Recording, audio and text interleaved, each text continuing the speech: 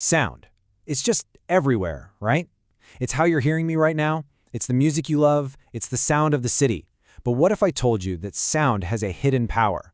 A power that lets it see through solid objects and even smash them into tiny little pieces. We're about to explore the incredible world of sound, both the stuff we can hear and the stuff we can't. But let's kick things off with a wild thought. What if the most powerful, the most useful, the most world-changing sounds are actually the ones that are totally, completely silent to our ears? Yeah, that's the mystery we're going to unpack today. So before we can dive into the world of sounds we can't hear, we kind of have to get a handle on how we hear anything at all. It's this amazing biological road trip that takes a simple vibration in the air and turns it into, well, everything you hear. Okay, let's follow the journey. First up, the pinna, that's the big floppy part of your ear on the outside. It acts like a satellite dish, catching the sound waves.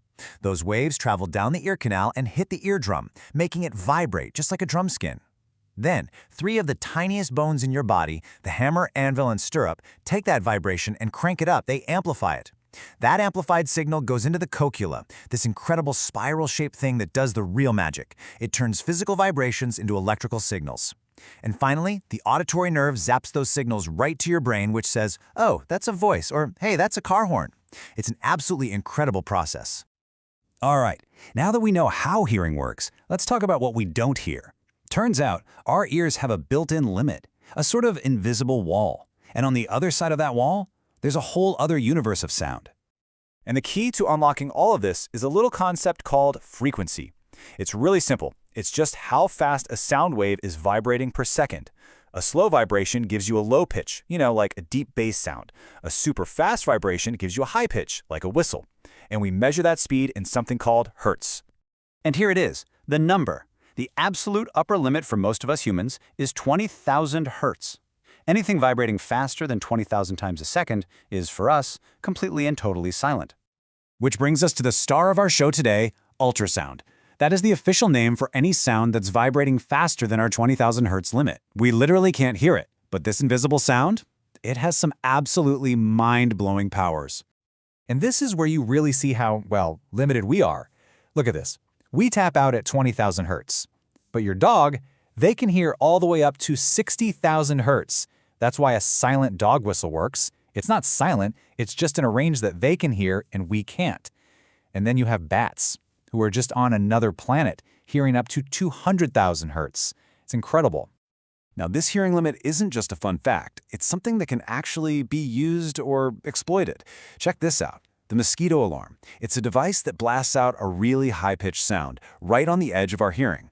For most teenagers and young adults, it's super, super annoying. But here's the thing. As we get older, we naturally lose the ability to hear those super high frequencies. So for a lot of adults, it's completely silent. A really fascinating and kind of controversial use of our own biology. Okay, so we've established that there are sounds we can't hear. Big deal, right? Well, this is where it gets really fun. Because sound isn't just for hearing. Sound waves carry energy. And if you focus that energy, you can physically destroy things with it. You've seen it in the movies, right? The classic scene where an opera singer hits that one perfect high note and poof, a wine glass just shatters. But is that real?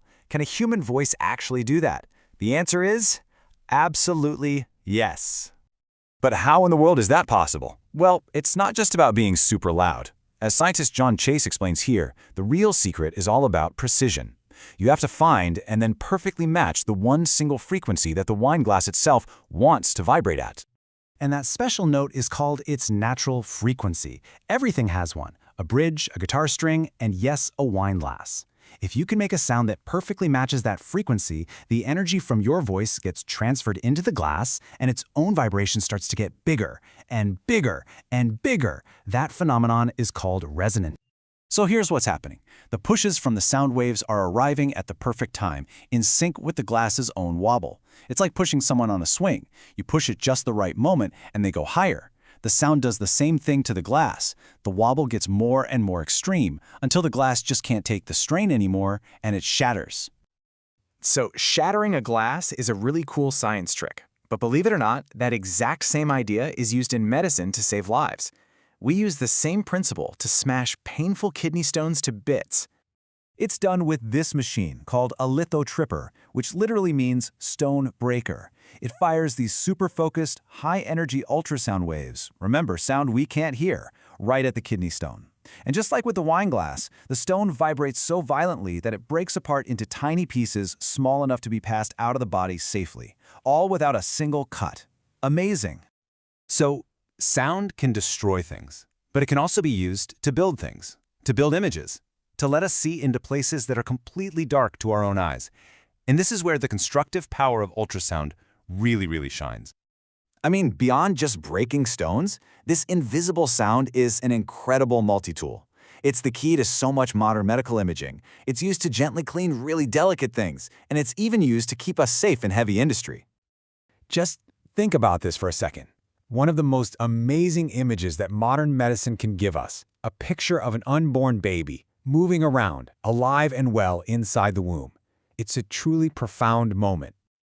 And the craziest part of all of it, that whole picture, every little detail you can see, is being created with nothing but harmless, completely silent sound waves. We are literally seeing with sound. So how does that even work? Well, it's actually pretty brilliant. A technician holds a probe that sends little pulses of high-frequency sound into the body. Those waves bounce off of different things, like bone, or fluid, or an organ, and the echoes come back. The probe listens for those echoes, and a computer instantly translates that echo pattern into the live moving image we see on the screen. And this tech is all around us in some surprising ways. You've got ultrasonic cleaners that use these sound waves to create microscopic bubbles that blast dirt off of delicate jewelry.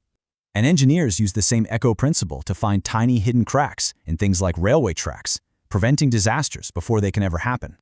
So when you really think about it, from the complex way your ears are letting you hear my voice right now, all the way to this powerful technology that lets us see inside ourselves and smash stones without surgery, sound waves are just fundamental to our world, both the sounds we can perceive and maybe even more importantly, the ones we can't. And that kind of leaves you with one last question to chew on, right? If ultrasound, which is just a vibration that's too fast for us to hear, can do all of this, what other invisible forces are out there, all around us, just waiting for us to figure out how to listen? Thanks for joining me.